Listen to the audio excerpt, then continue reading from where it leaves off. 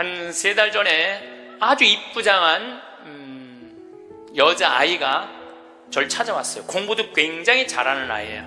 공무원 시험을 보는데 계속 3번인가 4번 떨어진 거예요. 너무너무 좌절감, 우울증에 시달려있는 아이예요. 예, 날 찾아왔어요. 내가 얘기했어요. 꼭 공무원을 해야 되냐? 꼭 좋은 회사를 가야 되냐? 그냥 내가 즐겁게 일하고 그냥 행복하게 살면 되지 왜 그 힘든 목표를 세워놓고 계속 좌절감을 느끼느냐? 넌 좀 오늘을 좀 행복하게 살아라. 근데 이 친구가 며칠 전에 저한테 메시지 했어요. 신부님, 저 취직했어요. 너무너무 행복해요. 눈높이를 조금만 낮추면 우리는 지금 행복할 수 있는데 항상 나중에 행복하려고 눈높이를 너무 높여갖고 그것도 못하고 이것도 못하고 저것도 못하는 거예요. 그러니까 우리나라 애들 1살서부터 30살까지 안 행복해. 그럼 30살서부터 60살은 행복해요? 30살서부터 60살? 안 행복해. 왜 안 행복하냐면 이 30살서부터 60살은 자기 인생이 없어. 왜냐면 1살서부터 30살 된 자식들 뒷바라지 않으냐고 자기 인생이 없는 거야. 그러니까 자기를 위해서 학원을 다녀봤던 적이 없어. 30살서부터 60살들은 기타 학원을 다닌다든지 피아노 학원을 다닌다든지 꽃꽂이 학원을 다닌다든지 나처럼 필라테스 학원을 다닌다든지 자기를 위해서 이런 학원을 다녀본 적이 없어. 자기 인생이 없어. 오로지 자식 뒷바라지 않으냐고. 그래서 헬리콥터 맘이라고 그러잖아요. 자식 뒤 뺑글뺑글 따라다니는 거야. 초등학교 유치원 따라다녀, 초등학교 따라다녀, 중고등학교 따라다녀, 심지어는 대학까지 따라다닌다는 거예요. 그래갖고 커리큘럼 수업 과정 짜주군 엄마들 많아. 그리고 학점이 조금 나오면 교수한테 가서 따진다는 거. 우리 애 학점이 왜 요것밖에 안 주느냐고. 나중에 취직하려면 학점이 높아야 되는데. 군대도 뺑글뺑글한데요. 요즘 카카오톡이 돼갖고 엄마들이 애들 군대 생활을 볼 수 있대요.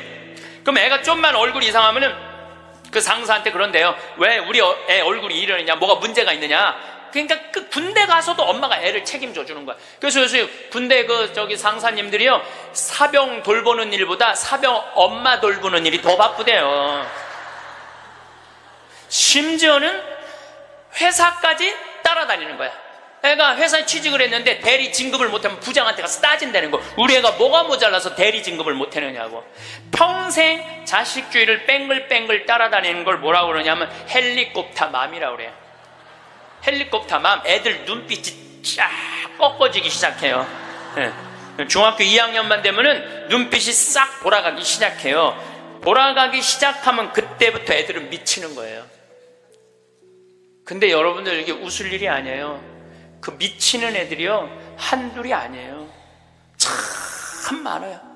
그럼 이때부터는 엄마도 컨트롤이 안 되는 거예요. 아버지도 컨트롤이 안 되는 거예요. 그리고 얘는 행복했던 순간이 하나도 없었던 거야. 행복했던 순간이 없기 때문에 이때부터는 엄마한테 소리 지르고 물건 던지고 심지어는 엄마를 때리는 아이들도 참 많습니다.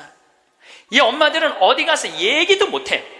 얘기도 못해. 중학교 2학년, 3학년 되는 애한테 맞는다. 자식이 무서워서 벌벌벌벌 떠는 부모들이 참 많습니다. 그럼 얘가 미치게 만드는 장본인이 누구예요? 엄마들이에요. 엄마들이 얘를 미치게 만드는 거예요. 미쳐갖고 이제 애가 이렇게 뛰고 저렇게 뛰면 나한테 데리고 와요. 그러면 얘네들 눈빛이 싹 돌아간 걸 내가 봐요. 그럼 상담을 해보잖아요. 그럼 걔네들이 나한테 하는 얘기가 자기는 초등학교 때 자기 자유시간이 하나도 없었다는 거예요. 자유시간 하나도 없이 엄마가 이 학원 가라면 저 학원 가고 저 학원 가고 저라고. 그래서 자기 미치겠다는 거예요. 막 속에서 불이 일어난다는 거예요. 불. 이 사도세자가 뭐라 하냐면 자기 속에서는 울화증이 일어났다. 울화증이. 만약에 영조가 사도세자가 그렇게 무기신식이라는 무에서도 편해요. 사도세자가. 그만큼 똑똑한 사람이었고, 만약에 영조가 이 아들을 정말로 청룡도도 마음대로 하게 하고 창, 활, 말 다 잘 탔거든요. 그렇게 키웠다면 우리나라는 광개토왕 대왕만큼 훌륭한 군주, 강력한 군주를 18세기에 모실 수 있었을 거야. 우리는 직업에 귀천이 없다고 이야기합니다. 그런데 제가 소방관들의 삶을 조금 들여다보니까 직업에 귀천이 있더라고요. 우리 한국 사회에서는 이번 여름에 엘래스카 강의를 갔었는데 마침 소방관 팀장, 거기는 캡틴이라고 부르는데 팀장 집에 머무르게 됐어요. 그래서 너무 궁금하잖아요. 특별한 직업을 가진 분이니까. 그리고 미국에서 인기 직업 1위는 소방관이에요. 그래서 제가 물어봤어요. 보통 소방관 처음 되면은 월급을 얼마를 받느냐? 그랬더니 한 4천만 원 정도 받는데요. 연봉이. 그리고 1년 반 훈련이 끝나고 정식 소방관이 되면은 6,500만 원 정도를 받는데요. 근데 우리나라 소방관은 정식적으로 소방관 합격을 해갖고 임명을 받으면은 첫 월급이 얼마냐면은 140만 원이에요.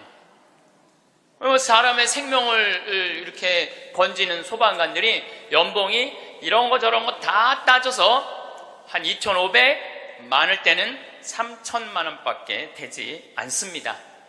우리 그 캡틴이라는 분은 은퇴를 하고 리타이어를 하고 다시 소방관으로 다시 재취직을 해갖고 미국은 그런 경우가 참 많아요. 일단 한번 은퇴하고 다시 그 자리로 가서 일하는 경우가 많아요. 그래서 그러면 당신은 연봉이 얼마가 되냐 그러니까 저는 좀 많죠 그러더라고요. 그래서 얼마가 되느냐 그랬더니 한 1억 5천만 원 정도 됩니다 그러더라고요. 그러니까 미국에 가보면은요, 소방관 월급이 팀장, 캡틴 정도 되면은 1억 5천만 원 정도 돼요.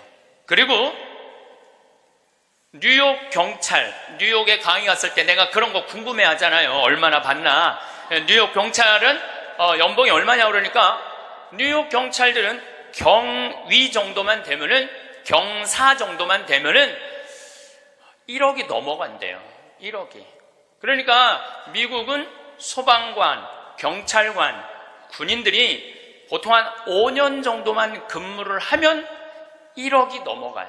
1억이. 제가 잠비아에 봉사활동 이렇게 갔을 때 나하고 같이 일을 하는 수녀님이 20년 전에 독일에서 유학을 했는데 장애시설, 복지학과 유학을 해갖고 장애시설에 많이 다녔대요. 근데 그 장애시설에 심리학과 여자 교수가 있었는데 퇴근할 때 보니까 그 운전기사랑 퇴근을 하더래요. 그래서 어떻게 운전기사랑 퇴근을 맨날 하느냐고, 저 사람 내 남편이라고.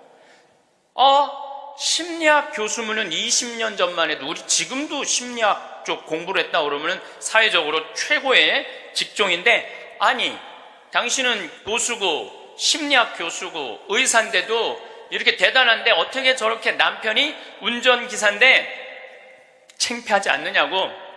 아무 문제 없다고. 우리 남편은 저 운전하는 걸 너무너무 좋아한다고. 그러니까 이 사람들은 자기가 교수고 남편이 운전기사라도 그 운전기사라는 것 자체가 하나도 안 창피한 거예요. 근데 우리나라 만약에 아내가 대학 교수인데 남편이 노란 학원차 운전하고 다니면은 창피할 것 같아요? 안 창피할 것 같아요?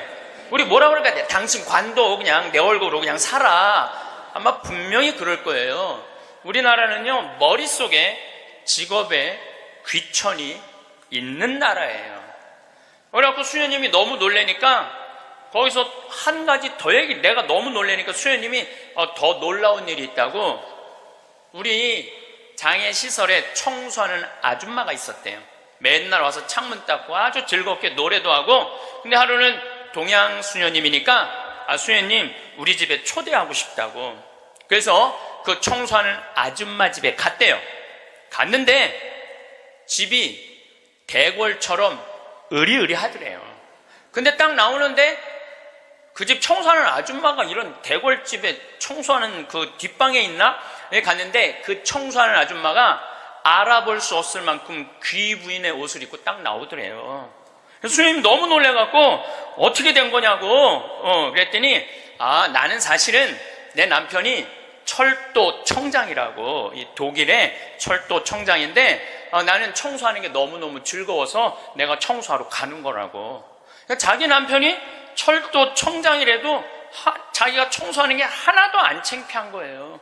우리나라 지금 철도청장 부인이 지금 무슨 동방자애 학교 가갖고 청소하고 앉아있다고 그러면 그 월급 다 받는데, 그래갖고 그 월급 받아갖고 그 부인은 어떻게 하느냐 하면은 기부를 한대, 도네이션을 한대요. 자기 너무너무 즐겁다고. 그러니까 직업에 귀천이 없어요. 우리 알래스카에서 내가 한 일주일 동안 그 집에서 지냈는데, 이 캡틴은 요트가 있어, 집에. 요트. 그리고 그 캠핑카 있죠? 차 안에 침대도 있고 음식도 해 먹을 수 있는 캠핑카도 있고. 그래서 나하고 동갑이에 또 그 친구가 신부님 여행 가자 그래서 정말로 요트도 타보고 캠핑카도 타보고, 우리나라의 소방장 정도, 팀장 정도인데 그렇게 행복하게 잘 살고 있더라고요. 근데 우리나라 사람들 머릿속에는 행복의 등식이 뭐냐면은 1등 서울대, 판검사, 행정고시 봐갖고 사무관, 국회의원, 이게 행복의 공식이야. 그래서 막 청소를 한다든가 소방관을 한다든가 경찰관을 한다든가 그런 거 들떨어진 애들이 하는 거라고 생각을 하고 있는 거야. 그리고 실질적으로 월급도 어떻게? 아주 적고, 우리나라 국회의원들은 1년에 월급이 한 1억 한 3천만 원 정도 돼요.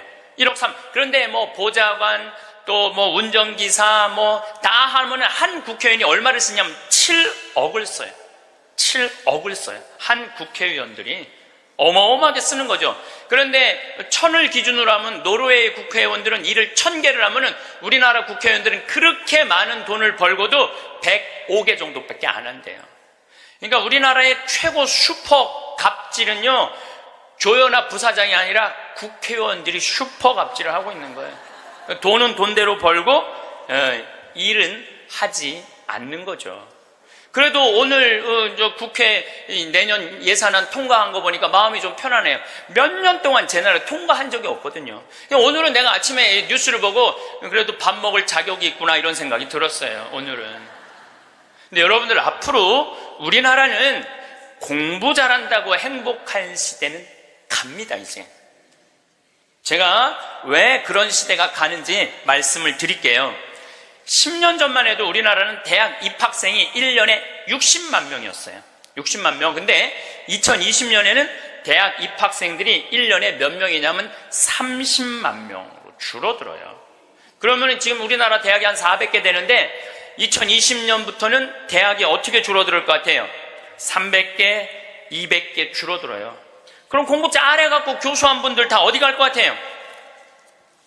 다 실직자 돼요. 그러니까 이놈의 새끼야 공부 열심히 해, 너 공부해야지 먹고 살아, 이런 시대는 끝나요.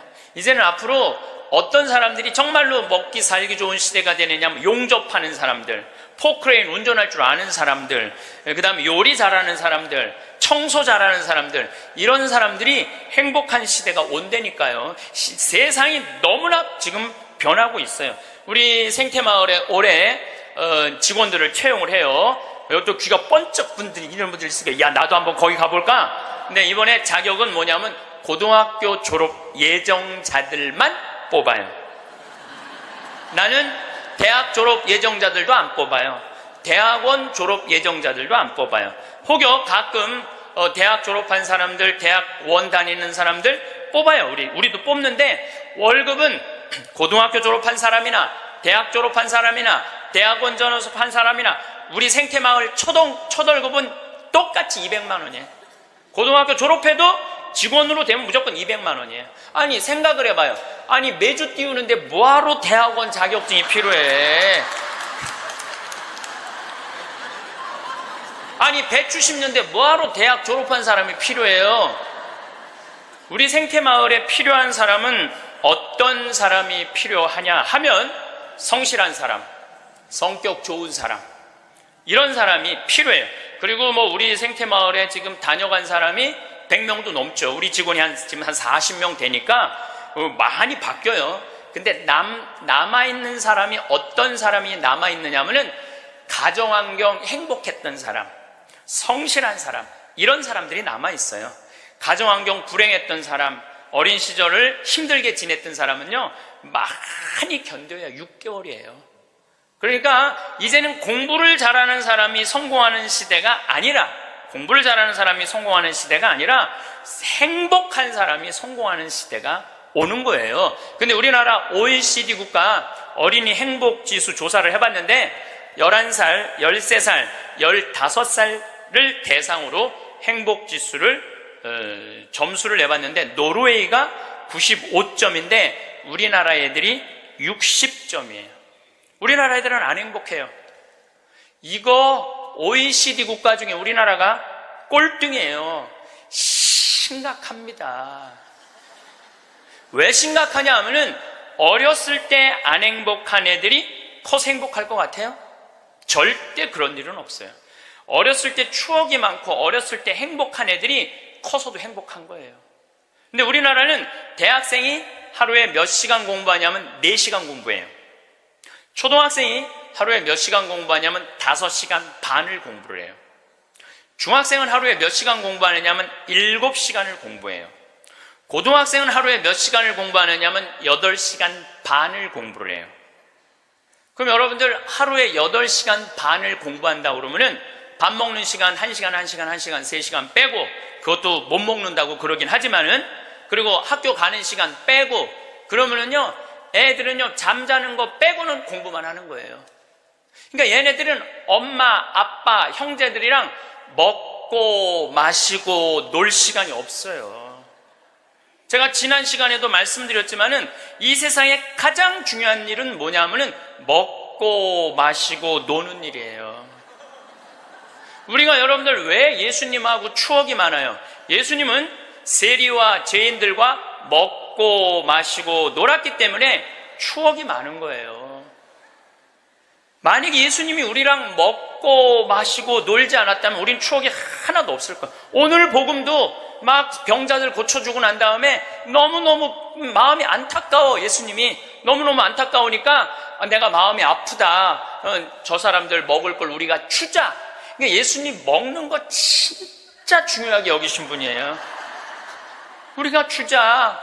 없습니다. 아무것도 빵 몇 개 하고 물고기 몇 개밖에 없습니다. 그래도 너희들이 줘라. 다 줘서 배불리 먹여서 보내신 분이 예수님이에요. 그러니까 성서에 보면 먹는 얘기 참 많이 나와요. 예수님 첫 기적도 가나의 혼인잔치에서 먹는 얘기죠. 그렇죠?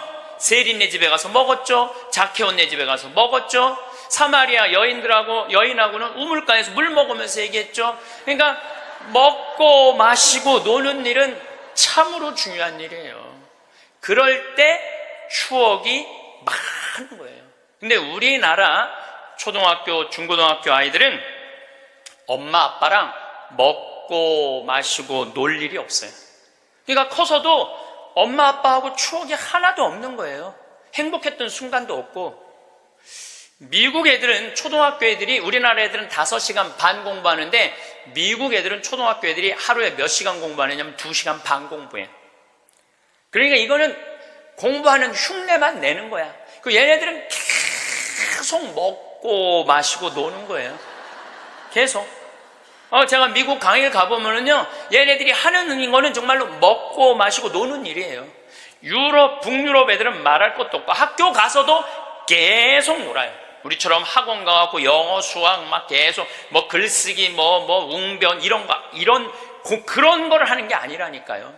그런데 놀랍게도 핀란드 고등학생은 하루에 4시간 공부하는데 우리나라 애들은 하루에 8시간 반을 공부를 해요. 그런데 수학 점수가 핀란드 애들은 544점이고 우리나라 애들은 542점이에요.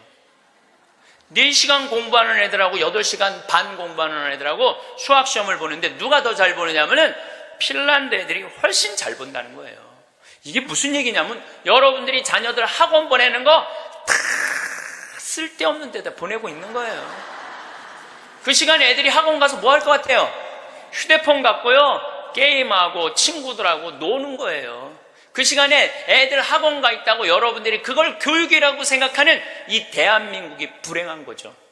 그 시간에 엄마 아빠랑 맛있는 음식 만들어 먹고 손잡고 소풍 다니고 눈 바라보고 같이 놀았다면은 걔네들은 건강하게 살았을 거예요.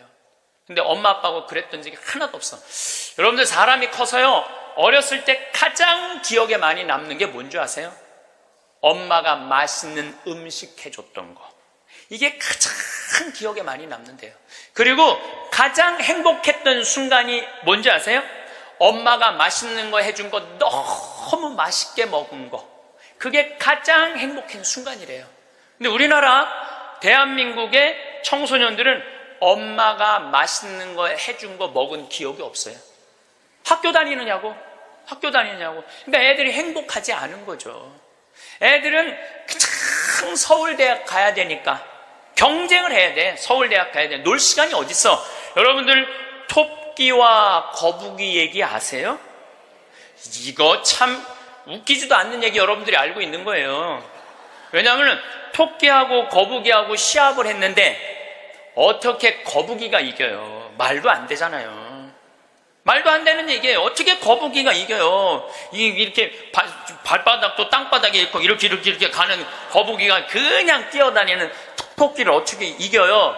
2000년 전 이솝우화 얘기예요. 그러니까 2000년 동안 사람들은 거북이가 빠른 줄 알고 있어, 사람들은. 근데 요즘 새로운 일이 벌어졌어요. 그 후손 토끼가 생각해보니까 너무 자존심 상하는 거야. 아니 이 빠른 우리가 거북이한테 진다는 걸 모든 사람들이 알고 있다는 게 너무 웃기잖아요. 그래갖고 토끼가 거북이한테 도전장을 내요. 다시 시합하자. 2차전을 벌이자. 2차전을 벌이자. 그래갖고 거북이가 생각해보니까 니네들은 이 토끼들은 막 뛰어야 되기 때문에 심장이 너무 빨리 뛰기 때문에 쉬어야 돼. 그래서 얘네들은 반드시 뭐가 필요하냐면 토끼 잠이 필요해요. 토끼 잠을 자야 돼, 얘네들은. 그러니까 거북이는 믿는 구석이 있어. 너 또 토끼 잠 잘 거니까 시합해도 우리가 분명히 이길 것이다. 그래도 거북이가 생각해보니까 그래도 준비를 해야 될 것 같아. 그래서 거북이도 어떤 준비를 하냐면은 나도 토끼처럼 뒷다리를 똑바로 세우는 훈련을 이제 하기 시작한 거예요. 뒷다리를 세워갖고 내가 빨리 좀 가야 되겠다. 뒷다리. 그걸 생각해보니까 거북이한테 최고 치명은 뭐냐면 두꺼운 등딱지야. 그래서 등딱지를 가볍게 갈기 시작했어요. 병원 다니면서 나 좀 갈아줘라, 이거 좀 가볍게. 그래갖고 준비를 충분히 했어요. 드디어 2차전이 시작이 됐어요.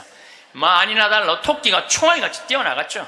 근데 거북이는 뒷다리를 이제 세워놨으니까 거북이도 만만치 않잖아요. 쫙 가면서 믿는 구석이 있어서, 어떤 믿는 구석이 있었느냐면은 이제 분명히 저 나무 밑에서는 토끼 잠을 잘 것이다. 그래갖고 토끼가 딱 보니까 역시 멀리서 지가 뒷다리를 세워봤자지. 그래갖고 쫙 오는데 자도 될 것 같아. 딱 잠을 자면서 내가 1시간만 자야지, 2시간 잘 거, 1시간만 자야지. 그런데 이제 거북이는 지나갔어. 지나가면서 네가 그러면 그렇지, 네가 토끼가 토끼 잠을 자야지. 딱 어느 정도 중간까지 갔는데 토끼가 깨어난 거예요. 2시간 잘 거 1시간 훈련을 열심히 했으니까 1시간 만에 딱 깨어나갖고 거의 결승점 도달점에 총알같이 토끼가 지나간 거예요. 그리고 거북이가 가다 보니까 토끼가 지나간 거예요. 그래서 이제 토끼가 이 불명예를 씻었어요. 드디어 이제 모든 이 짐승계에는 드디어 토끼가 이겼댄다. 걔가 토끼잠을 줄여갖고 그 거북이를 이겼댄다. 근데 이제 누가 슬프기 시작했느냐면 거북이가 슬프기 시작했어요. 내가 지다니, 이건 있을 수 없는 일이다. 내가 2000년 동안 거북이의 그 성실성 하나로 거북이가 토끼를 이겼다고 모든 세상이 다 알고 있는데 내가 이게 지다니, 이건 있을 수 없는 일이다. 절치부심한 거북이가 다시 토끼한테 도전장을 냈어요. 한 번 더 붙자. 3세판이다. 3세판. 한 번 더 붙자. 토끼가 그래? 그러면은 귀양 내가 명예를 씻으려면 완전히 씻어야 되니까 한 번 더 붙자. 이번에 거북이는 아무리 생각해도 뒷다리 갖고는 안 될 것 같아. 앞다리까지 세우는 훈련을 한 거야. 이거를 이렇게 똑바로 세우는 훈련을 한 거야. 그래갖고 정말 피나는 훈련을 하고 근육을 다 세웠어요. 그리고 생각해보니까 이 등딱지는 갈아서 될 게 아닌 것 같아. 현대 세계가 왔으니까 우주 비행선에 쓰는 아주 가벼운 합금판 뚜껑이 있다는 얘기를 듣고 그걸 가갖고 갈았어요. 이 뚜껑을 너무너무 가볍게. 토끼 못지않게 이제 이 속력이 났어요. 근데 거북이가 아무리 생각해도 그거 갖고 안 될 것 같아. 그래서 마지막 한 수를 가지고 있었어요. 분명히 토끼가 저 나무 밑에서 잘 거니까 저 나무 밑에 수면제를, 이 분말가루를 설치를 해둬갖고 리모컨으로 터트리면은 완전히 내가 보낼 수 있다. 비장의 카드까지 준비해놓고 이제 도전장을 내민 거죠. 토끼는 아무리 생각해도 이번에 지면은 이게 다시는 회복할 수 없을 것 같아요. 그래갖고 토끼는 어떤 훈련을 했느냐 하면은, 어떤 훈련을 했냐면 토끼잠을 안 자고 목표 지점까지 가는 훈련을 했어요. 토끼잠을 안 자고. 그래갖고 드디어 3차전이 벌어졌어요. 3차전이 벌어져갖고 출발을 했는데 토끼가 보니까 거북이가 옛날엔 뒷다리만 세웠는데 이제는 앞다리까지 세워갖고 뛰는데 이게 만만치가 않은 거예요. 내가 정말로 자면 안 된다, 죽어라고 뛰면서 나무 밑에 도착했는데 너무 졸렸지만 그걸 극복하고 뛰어갔어요. 아니 리모컨까지 다 설치하고 이제 터트리기만 하면 이제 완전히 재워갖고 그 토끼잠으로 이기려고 그랬는데 리모컨 터트릴 시간이 없는 거예요. 이건 해보지도 못하고 져버렸어, 거북이가. 그러니까 거북이가 뭐가 왔느냐면 우울증이 왔어요. 우울증이 야, 내가 저 토끼한테는 정말로 어떻게 해볼 도리가 없단 말인가. 너무 우울증이 슬퍼갖고 이제 자살까지 생각을 했어요. 근데 할아버지가 그 손자 거북이를 보고 이런 말을 해요. 거북아, 손자야, 슬퍼하지 말아라. 너 토끼가 몇 년 사는 줄 아냐? 잘 모르는데요. 토끼는 그렇게 죽어라 하고 뛰기 때문에 토끼 수명은 7년이다. 7년. 근데 우리 거북이들은 수명이 얼마인 줄 아냐? 우리 거북이들은 할아버지가 지금 몇 살이에요? 내가 지금 190살이다. 우리 거북이는 느리기 때문에 수명이 200살이다. 너는 느린 게 네 본질인데 왜 토끼 이기려고 그 되지도 않는 뒷다리 앞다리 세우고 왜 그렇게 인생을 힘들게 사느냐. 너는 천천히 사는 게 너의 운명이다. 그 생각을 해보니까 가만히 생각해 되지도 않는 시합을 2000년 동안 한 자기 거북이하고 토끼, 그게 웃긴 거예요. 그래서 이 거북이는 천천히 다니고 자기의 그 본성에 따라 사니까 사는 게 너무너무 즐거워요. 그러니까 느린 게 빠른 것보다 훨씬 좋구나. 빠르면 7년밖에 못 사는데 느리니까 200년을 사니까 아무리 토끼가 빠르면 왜 빨리 죽는데. 그런데 지금 대한민국은 우리 자녀들을 거북이로 안 키우고 뭘로 키우냐면 토끼로 키우고 있어요. 토끼로. 7년밖에 안 살릴 생각을 하고 토끼로 키우고 있어요. 그렇게 가장 큰 희생자가 된 사람이 누구냐면은 사도세자예요. 여러분도 사도세자 얘기 알죠?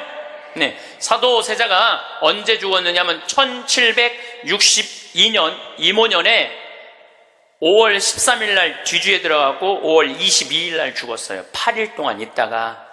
그런데 이 사도세자는 아버지가 영조인데 아버지의 첫째 아들이 효장세자가 있었는데 9살에 죽어요. 9살에 죽다가 40이 넘어서 아들 하나를 얻어요. 이게 바로 이선. 정조는 이산. 정조의 아버지인 사도세자의 진짜 이름은 이선이에요. 사도세자는 죽고 난 다음에 영조가 불러준 이름, 슬픔을 생각해라. 생각살자 슬플도자. 그래갖고 사도세자고 진짜 이름은 이선이에요. 그러니까 40이 넘어서 아들을 하나 얻었으니까 효장세자가 죽고 난 다음에 너무너무 슬펐는데 이 영조는 이 아들이 너무너무 귀했던 거야. 그래갖고 2살에 사도세자 책봉을 해요. 근데 얘가 얼마나 똑똑했느냐 하면은 2살 때 왕자라는 한자를 보고 아버지가 이게 무슨 자냐? 그러면 아버지를 가르쳤어요. 이게 아버지 자다. 왕자를 보고. 세자짜리를 보고 이거는 무슨 자냐? 이건 나다. 2살짜리가 5살 때 효경을 줄줄줄줄 외워요. 영조라는 임금은 공부하기 너무너무 좋아했던 임금이거든요. 그러니까 이게 진짜 똑똑한 놈 만들어 보겠다고, 똑똑한 놈 만들어 보겠다고 선생을 몇 명을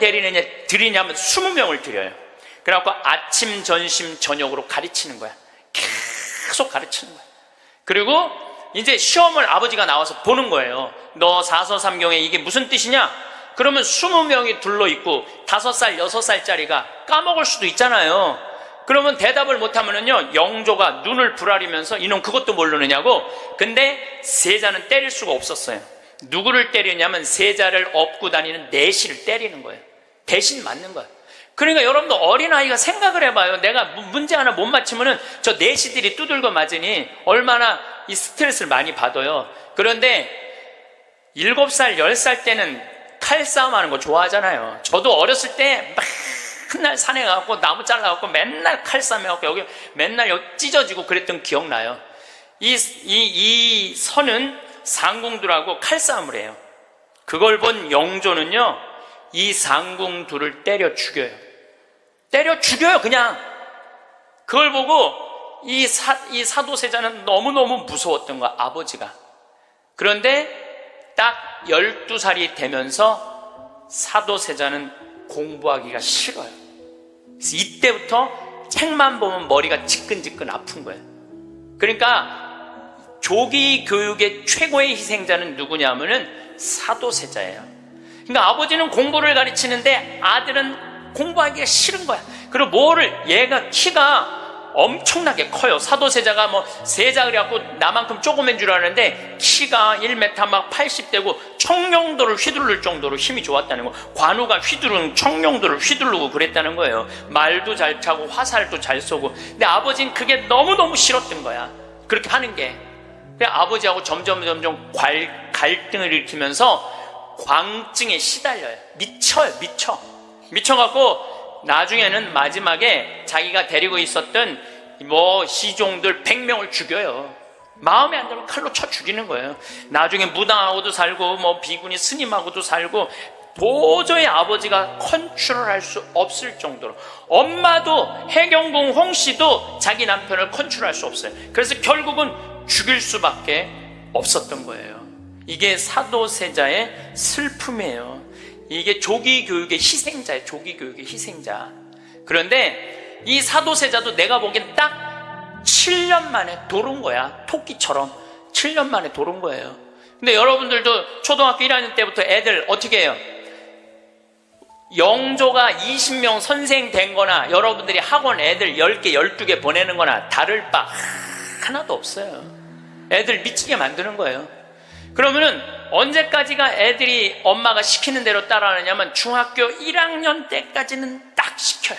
해요. 근데 딱 그 7년이 지나고 나면 애들 눈빛이 쫙 꺾어지기 시작해요. 네. 중학교 2학년만 되면은 눈빛이 싹 돌아가기 시작해요. 돌아가기 시작하면 그때부터 애들은 미치는 거예요. 사도세자가 죽고 난 다음에 정조가 임금이 됐잖아요. 권력 기반이 취약했어요. 그 다음에 정조가 1800년에 죽고 순조, 헌종, 철종, 고종 다 7살, 10살, 18살, 17살짜리들이 왕 되면서 조선은 끝난 거예요. 여러분들도 지금 가만히 생각해봐요. 지금 내가 하나, 둘 가지고 있는 애 공부 그렇게 시켜갖고 미쳤어. 그렇게 미쳤어? 그러면요, 그 집안은요, 나중으로도 희망이 없는 집안이에요. 그리고 참 고치기 힘든 병이 뭔지 아세요? 정신병이에요. 제가 수많은 사람들을 만나면서, 수많은 아이들을 만나면서 가장 고치기 힘든 병이 정신병이에요. 우울증이라든가 조울증이라든가 이렇게 걸린 사람들은 평생 병원에 들락날락하고 평생 약 먹다가 결국은 그렇게 죽는 거예요. 근데 자기 자식을 뒤주에 가둬서 죽이지는 않지만, 여기 있는 분들 중에 뒤주에 가둬서 죽일 사람은 없지만은 그렇게 미치게 만드는 부모들이 참 많다는 거예요. 미치게 만드는 거예요. 그놈의 1등 병 때문에. 여러분들 초등학교 때 막 뛰어노는 애 중에 미치는 애들은 없어요. 초등학교 때 막 엄마 아빠랑 같이 뛰어놀고 들로 산으로 친구들하고 어울리고 엄마 아빠하고 먹고 마시고 논 아이들 중에 미치는 애들은 없어요. 어떤 애들이 미치냐면 되지도 않는, 머리 돌아가지도 않는 책상에서 학원에서 시달리면서 미치는 애들이 막 하는 거죠. 거북이가 등딱지 합금으로 바꾸듯이 자식 영어 발음 좋게 한다고 혀 이렇게 늘리는 수술하고 초등학생들한테 10개씩 학원 다니게 하는 일이 자식 미치게 만드는 일이에요. 이렇게 얘기해요. 엄마, 나 왜 이렇게 공부해야 돼? 너 1살서부터 30살 때까지 열심히 공부해서 나중에 행복하게 하려고 그래. 나중에 행복한 건 없어요. 행복하려면 언제 행복해야 돼? 지금 행복해야 돼요. 지금 행복하지 않는 애는 나중에도 안 행복해요. 여러분들도 마찬가지입니다. 많은 분들이 나는 이제 아파트도 사놓고 애들 결혼도 시켜놓고 내가 이제 60살서부터 나중에 행복해야지. 그런 분은요, 떨커덕 오늘 아침에도 내가 나오면서 암 걸린 분 안수기도를 해주고 나왔는데 내 손에서 안 나와도 안수를 받고 싶다 그래서 내가 해주고 왔어요. 내 손에서 안 나와도 안수를 받고 싶다 그래서 해주고 나왔는데 자매님 보니까 굉장히 건강한데 무슨 암 말기래요. 대개 우리는요, 나중은 안 기다려요. 그러니까 행복하려면 언제 행복해야 돼? 지금 행복해야 돼. 지금 맛있는 거 사 먹으려면 언제 사 먹어? 지금 사 먹어야 돼. 나중에 사 먹지 말고. 경치 좋은 데 가려면 언제 가야 돼? 지금 가야 돼. 지금. 나중에 가지 말고. 근데 우리는 애들한테 이렇게 얘기한단 말이에요. 너 1살서부터 30살 때까지 고생해야지 나중에 행복하다는 거. 이제는 1살서부터 30살까지 공부 죽어라 해도 행복한 시대는 갔어요. 이제 교수 돼도요, 일자리 치열합니다. 지금 변호사들, 노는 변호사들 수두룩하게 많습니다. 이제는 머리로 사는 애들이 행복한 세상이 오는 게 아니라 몸으로 사는 애들이 행복한 세상이 다가오고 있어요. 나는 어제도 우리 직원이 저녁에 이제 대전에서 강의 끝나고 들어갔는데 고등학교 졸업하고 군대 갔다 와서 대학교 다니다 때려치고 우리 집에 왔어요. 내가 이렇게 물어봤어요. 이리 와봐라, 너. 오늘 이 강의 준비하면서 네가 지금 대학교 4년을 다녔으면 얼마를 대학에다가 쏟아 넣을 것 같아? 1억 쏟아 넣는데. 1억 쏟아 넣지? 근데 너 이제 대학 안 다니니까 1억은 이제 모아놓은 거 아니야? 그럼 그 1억 너한테 안 쏟아 놓으면 엄마는 그 돈 갖고 뭐 할 것 같아? 엄마는 노후대책연금 붓겠죠? 그래, 엄마는 노후대책연금 붓고 넌 1억 저축하고 벌써 니네 집은 2억 벌은 집이다. 대학을 안 다니면 안 다닐수록 돈을 버는 거다. 근데 너 지금 내가 이번에도 월급을 한 1년 안 됐는데 30, 40만 원 올려줬어요. 우리는 5년만 근무하면 무조건 300만 원씩 받을도록 내가 해주는 거예요. 그럼 너 지금 5년, 4년 근무하면 너 1억 모은다. 기숙사에서 먹고 자고 쓸 일도 없고, 거기는 해만 떨어지면 돈 쓸 데도 없어요. 너 그러면은 4년 동안 딴짓 안 하고 착실히 돈 벌으면 너 1억 버는 거야. 그럼 넌 30 전에 2억짜리 아파트 살 수 있는 거야.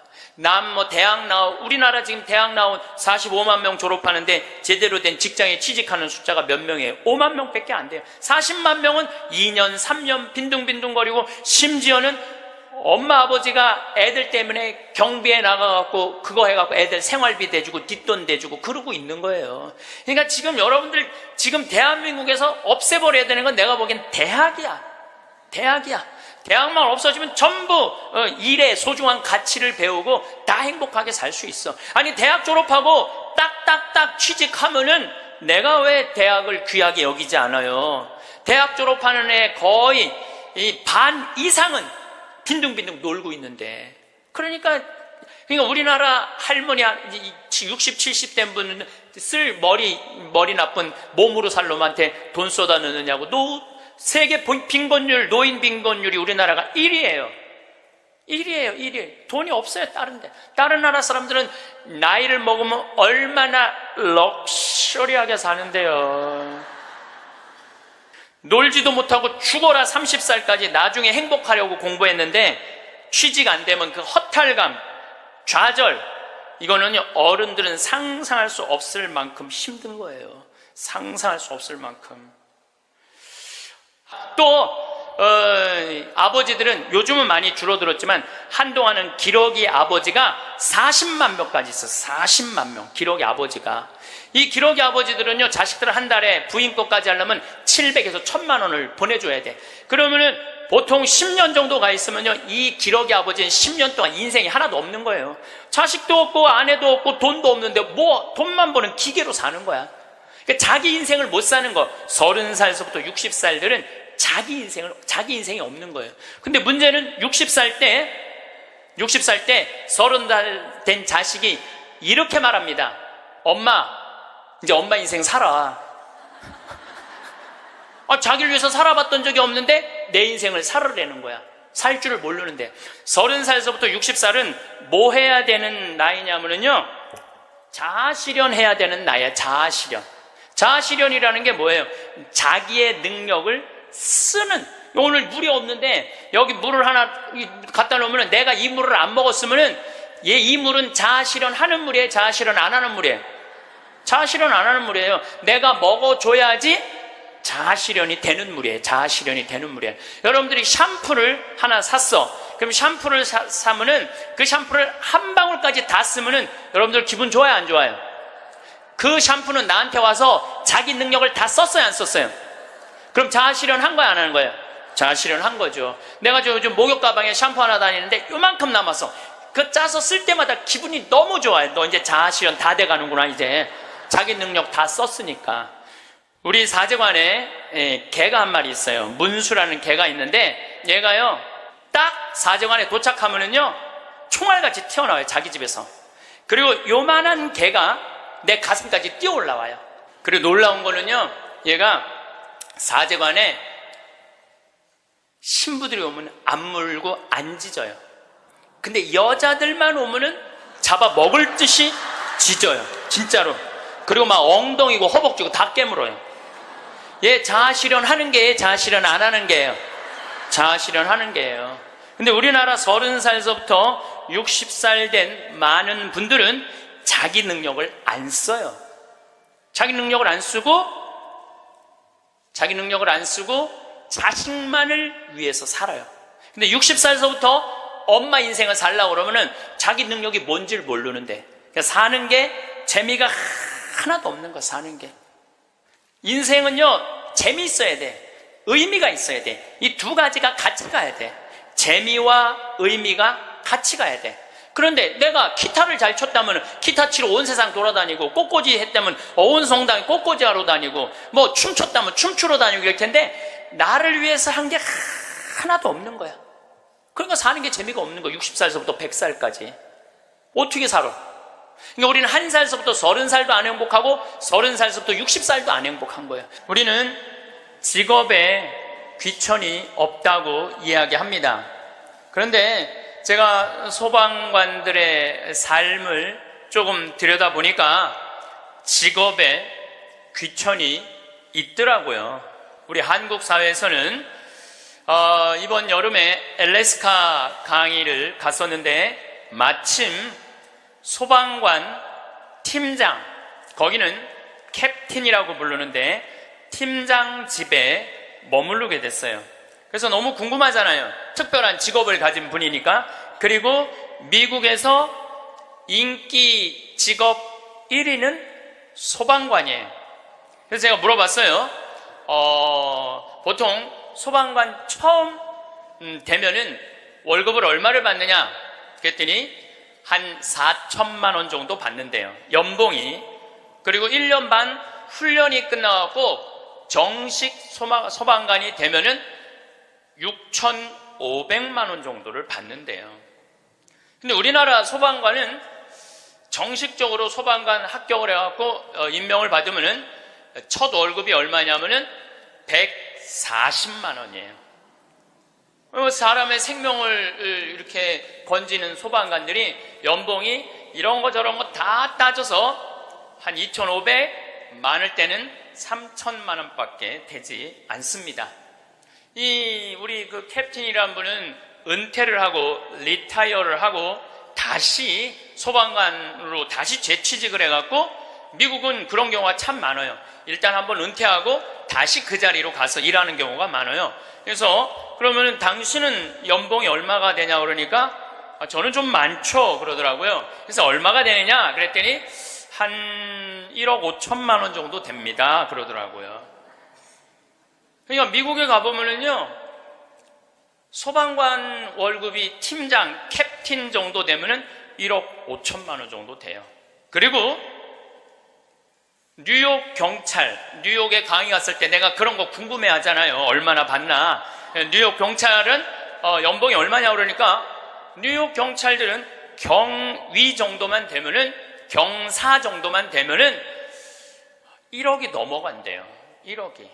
그러니까 미국은 소방관, 경찰관, 군인들이 보통 한 5년 정도만 근무를 하면 1억이 넘어가요. 1억이. 제가 잠비아에 봉사활동 이렇게 갔을 때 나하고 같이 일을 하는 수녀님이 20년 전에 독일에서 유학을 했는데 장애시설, 복지학과 유학을 해갖고 장애시설에 많이 다녔대요. 근데 그 장애시설에 심리학과 여자 교수가 있었는데 퇴근할 때 보니까 그 운전기사랑 퇴근을 하더래요. 그래서 어떻게 운전기사랑 퇴근을 맨날 하느냐고, 저 사람 내 남편이라고. 심리학 교수면은 20년 전만 해도, 우리 지금도 심리학 쪽 공부를 했다 그러면은 사회적으로 최고의 직종인데, 아니, 당신은 교수고, 심리학 교수고, 의사인데도 이렇게 대단한데 어떻게 저렇게 남편이 운전기사인데 창피하지 않느냐고. 아무 문제 없다고. 우리 남편은 저 운전하는 걸 너무너무 좋아한다고. 그러니까 이 사람들은 자기가 교수고 남편이 운전기사라도 그 운전기사라는 것 자체가 하나도 안 창피한 거예요. 근데 우리나라 만약에 아내가 대학 교수인데 남편이 노란 학원차 운전하고 다니면은 창피할 것 같아요? 안 창피할 것 같아요? 우리 뭐라 그럴 것 같아요? 당신 관도 그냥 내 월급으로 그냥 살아. 아마 분명히 그럴 거예요. 우리나라는요, 머릿속에 직업에 귀천이 있는 나라예요. 그래갖고 수녀님이 너무 놀래니까 거기서 한 가지 더 내가 너무 놀래니까 수녀님이 더 놀라운 일이 있다고, 우리 장애시설에 청소하는 아줌마가 있었대요. 맨날 와서 창문 닦고 아주 즐겁게 노래도 하고. 근데 하루는 동양 수녀님이니까 수녀님 우리 집에 초대하고 싶다고. 그래서 그 청소하는 아줌마 집에 갔대요. 갔는데 집이 대궐처럼 으리으리하더래요. 근데 딱 나오는데 그 집 청소하는 아줌마가 이런 대궐집에 청소하는 그 뒷방에 있나? 갔는데 그 청소하는 아줌마가 알아볼 수 없을 만큼 귀부인의 옷을 입고 딱 나오더래요. 그래서 수녀님 너무 놀래갖고 어떻게 된 거냐고 그랬더니 나는 사실은 내 남편이 철도 청장이라고, 이 독일의 철도 청장인데 나는 청소하는 게 너무너무 즐거워서 내가 청소하러 가는 거라고. 그러니까 자기 남편이 철도 청장이라도 자기가 청소하는 게 하나도 안 창피한 거예요. 우리나라 지금 철도 청장 부인이 지금 무슨 동방자애 학교 가갖고 청소하고 앉아있다고 그러면 그 월급 다 받는데, 그래갖고 그 월급 받아갖고 그 부인은 어떻게 하느냐면은 기부를 한대, 도네이션을 한대요. 자기 너무너무 즐겁다고. 그러니까 직업에 귀천이 없어요. 우리 알래스카에서 내가 한 일주일 동안 그 집에서 지냈는데, 이 캡틴은 요트가 있어, 집에. 요트. 그리고 그 캠핑카 있죠? 차 안에 침대도 있고 음식도 해 먹을 수 있는 캠핑카도 있고. 그래서 나하고 동갑이에 또 그 친구가 신부님 여행 가자 그래서 정말로 요트도 타보고 캠핑카도 타보고, 우리나라의 소방장 정도, 팀장 정도인데 그렇게 행복하게 잘 살고 있더라고요. 근데 우리나라 사람들 머릿속에는 행복의 등식이 뭐냐면은 1등 서울대, 판검사, 행정고시 봐갖고 사무관, 국회의원, 이게 행복의 공식이야. 그래서 막 청소를 한다든가 소방관을 한다든가 경찰관을 한다든가 그런 거 들떨어진 애들이 하는 거라고 생각을 하고 있는 거야. 그리고 실질적으로 월급도 어떻게? 아주 적고, 우리나라 국회의원들은 1년에 월급이 한 1억 한 3천만 원 정도 돼요. 1억 3. 그런데 뭐 보좌관, 또 뭐 운전기사 뭐 다 하면 한 국회의원이 얼마를 쓰냐면 7억을 써요. 7억을 써요. 한 국회의원들이 어마어마하게 쓰는 거죠. 그런데 1000을 기준으로 하면 노르웨이 국회의원들은 일을 1000개를 하면은 우리나라 국회의원들은 그렇게 많은 돈을 벌고도 105개 정도밖에 안 한대요.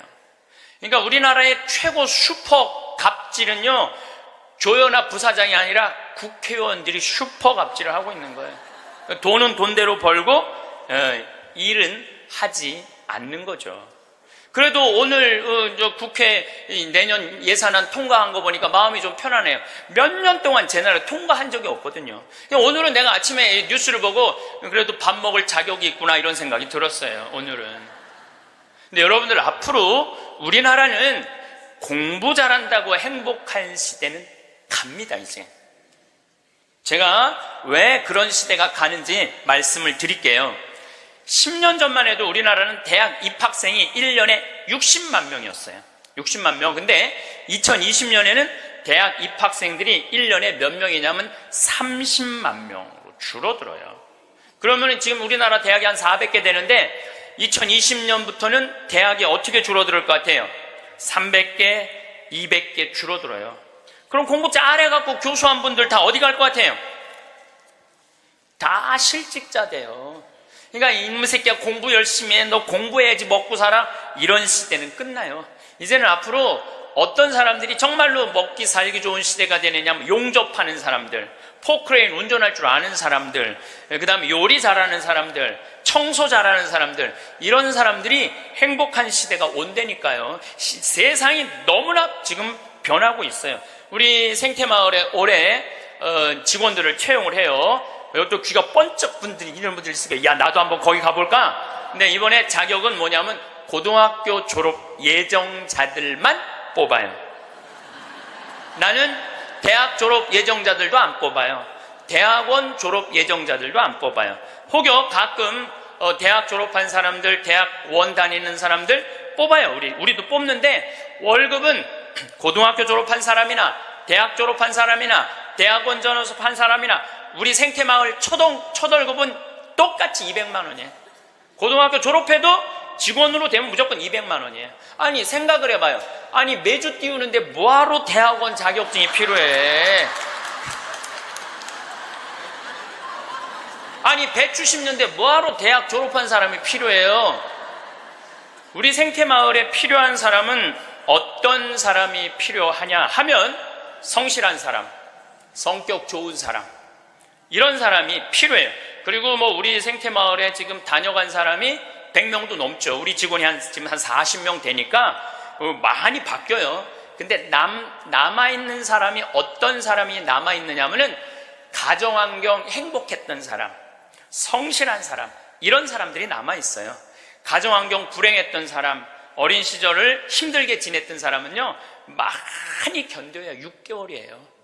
그러니까 이제는 공부를 잘하는 사람이 성공하는 시대가 아니라, 공부를 잘하는 사람이 성공하는 시대가 아니라 행복한 사람이 성공하는 시대가 오는 거예요. 근데 우리나라 OECD 국가 어린이 행복지수 조사를 해봤는데 11살, 13살, 15살을 대상으로 행복지수를 점수를 내봤는데 노르웨이가 95점인데 우리나라 애들이 60점이에요. 우리나라 애들은 안 행복해요. 이거 OECD 국가 중에 우리나라가 꼴등이에요. 심각합니다. 왜 심각하냐 하면은 어렸을 때 안 행복한 애들이 커서 행복할 것 같아요? 절대 그런 일은 없어요.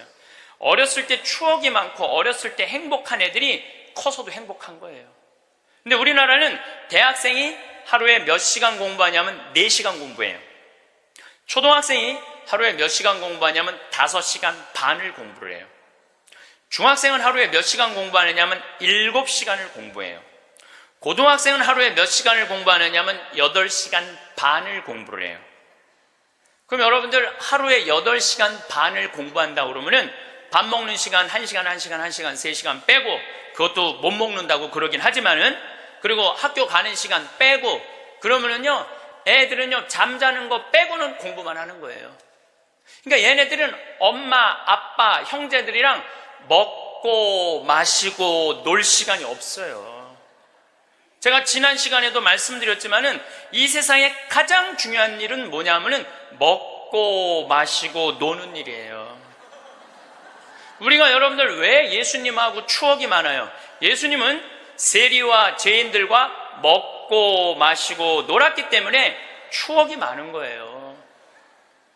만약에 예수님이 우리랑 먹고 마시고 놀지 않았다면 우린 추억이 하나도 없을 거예요. 오늘 복음도 막 병자들 고쳐주고 난 다음에 너무너무 마음이 안타까워. 예수님이 너무너무 안타까우니까 내가 마음이 아프다.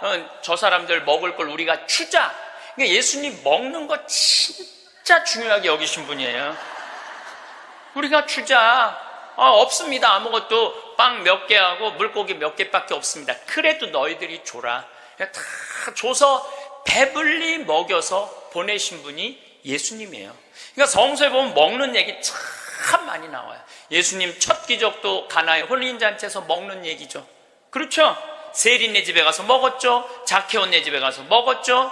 사마리아 여인하고는 우물가에서 물 먹으면서 얘기했죠. 그러니까 먹고 마시고 노는 일은 참으로 중요한 일이에요. 그럴 때 추억이 많은 거예요. 근데 우리나라 초등학교, 중고등학교 아이들은 엄마 아빠랑 먹고 마시고 놀 일이 없어요. 그러니까 커서도 엄마 아빠하고 추억이 하나도 없는 거예요. 행복했던 순간도 없고. 미국 애들은, 초등학교 애들이, 우리나라 애들은 5시간 반 공부하는데 미국 애들은 초등학교 애들이 하루에 몇 시간 공부하느냐면 2시간 반 공부해.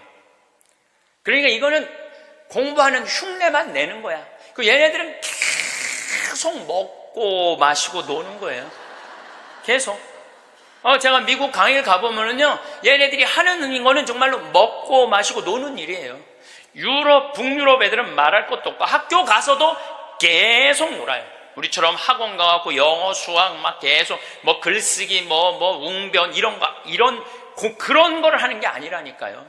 그런데 놀랍게도 핀란드 고등학생은 하루에 4시간 공부하는데 우리나라 애들은 하루에 8시간 반을 공부를 해요. 그런데 수학 점수가 핀란드 애들은 544점이고 우리나라 애들은 542점이에요. 4시간 공부하는 애들하고 8시간 반 공부하는 애들하고 수학 시험을 보는데 누가 더 잘 보느냐면은 핀란드 애들이 훨씬 잘 본다는 거예요. 이게 무슨 얘기냐면 여러분들이 자녀들 학원 보내는 거 다 쓸데없는 데다 보내고 있는 거예요. 그 시간에 애들이 학원 가서 뭐 할 것 같아요? 휴대폰 갖고요, 게임하고 친구들하고 노는 거예요.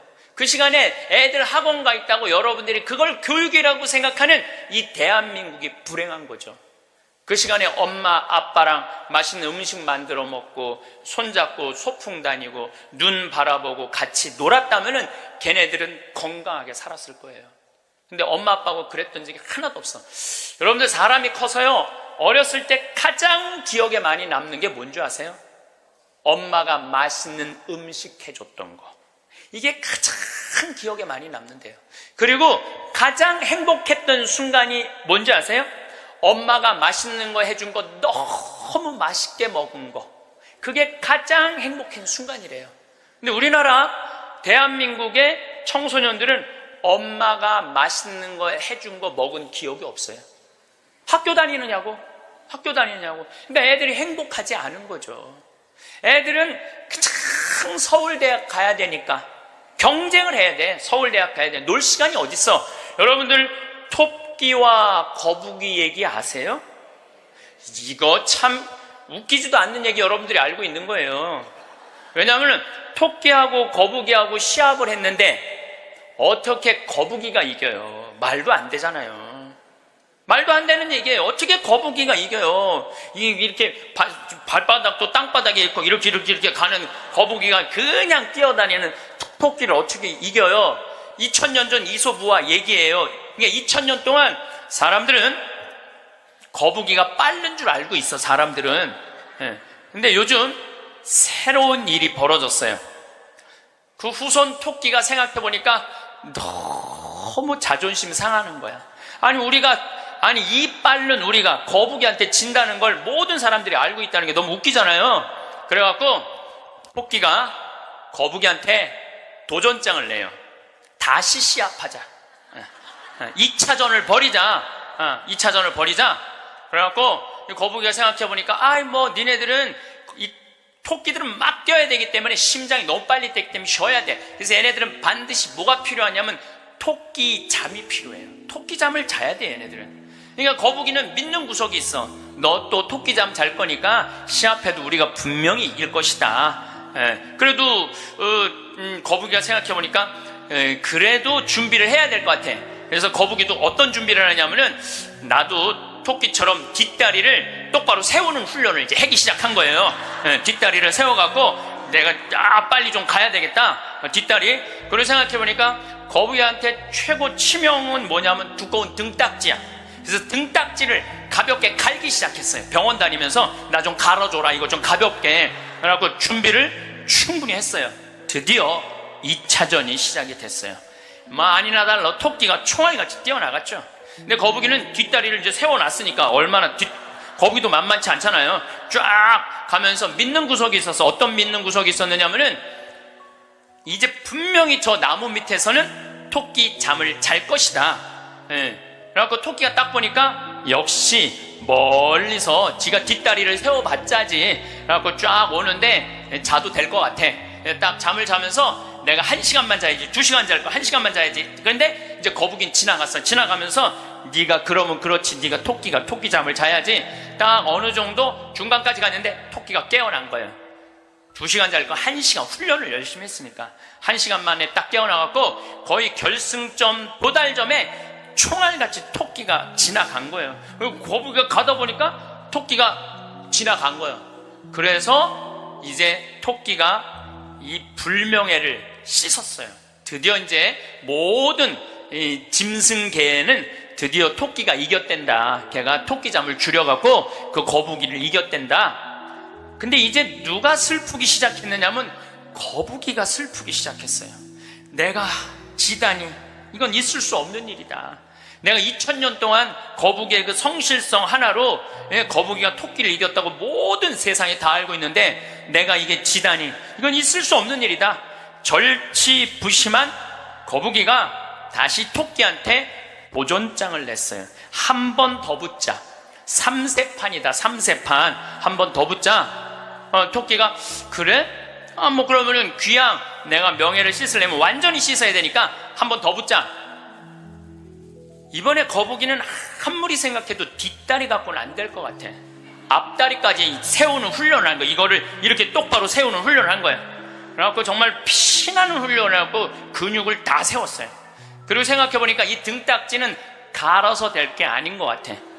현대 세계가 왔으니까 저기 우주 비행선에 쓰는 아주 가벼운 합금판 뚜껑이 있다는 얘기를 듣고 그걸 가갖고 갈았어요. 이 뚜껑을 너무너무 가볍게. 토끼 못지않게 이제 이 속력이 났어요. 근데 거북이가 아무리 생각해도 그거 갖고 안 될 것 같아. 그래서 마지막 한 수를 가지고 있었어요. 분명히 토끼가 저 나무 밑에서 잘 거니까 저 나무 밑에 수면제를, 분말가루를 설치를 해둬갖고 리모컨으로 터트리면은 완전히 내가 보낼 수 있다. 비장의 카드까지 준비해놓고 이제 도전장을 내민 거죠. 토끼는 아무리 생각해도 이번에 지면은 이게 다 신은 회복할 수 없을 것 같아요. 그래갖고 토끼는 어떤 훈련을 했느냐 하면은, 어떤 훈련을 했냐면 토끼잠을 안 자고 목표 지점까지 가는 훈련을 했어요. 토끼잠을 안 자고. 그래갖고 드디어 3차전이 벌어졌어요. 3차전이 벌어져갖고 출발을 했는데 토끼가 보니까 거북이가 옛날엔 뒷다리만 세웠는데 이제는 앞다리까지 세워갖고 뛰는데 이게 만만치가 않은 거예요. 내가 정말로 자면 안 된다. 죽어라고 뛰면서 나무 밑에 도착했는데 너무 졸렸지만 그걸 극복하고 뛰어갔어요. 아니 리모컨까지 다 설치하고 이제 터트리기만 하면 이제 완전히 재워갖고 그 토끼잠으로 이기려고 그랬는데 리모컨 터트릴 시간이 없는 거예요. 이건 해보지도 못하고 져버렸어, 거북이가. 그러니까 거북이가 뭐가 왔느냐면 우울증이 왔어요. 우울증이 야, 내가 저 토끼한테는 정말로 어떻게 해볼 도리가 없단 말인가. 너무 우울증이 슬퍼갖고 이제 자살까지 생각을 했어요. 근데 할아버지가 그 손자 거북이를 보고 이런 말을 해요. 거북아, 손자야, 슬퍼하지 말아라. 너 토끼가 몇 년 사는 줄 아냐? 잘 모르는데요. 토끼는 그렇게 죽어라고 뛰기 때문에 토끼 수명은 7년이다. 7년. 근데 우리 거북이들은 수명이 얼마인 줄 아냐?